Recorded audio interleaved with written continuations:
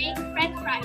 To make French fries, you need potatoes, oil, flour, corn scratch, seasoned flour, knife, water, oil, frying pan, and plate and clothes.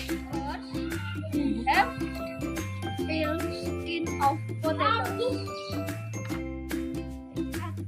and cut it potato lengthwise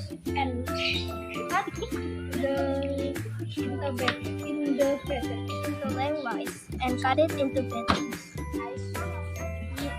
We need dry flour mixture and wet flour mixture. Let's make wet flour mixture first. We need seasoned flour and water.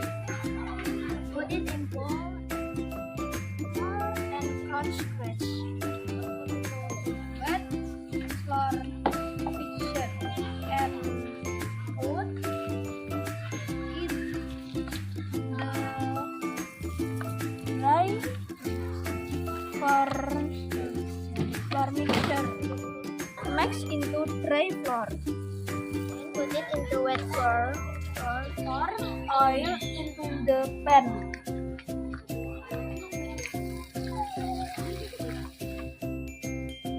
Fries and put it on.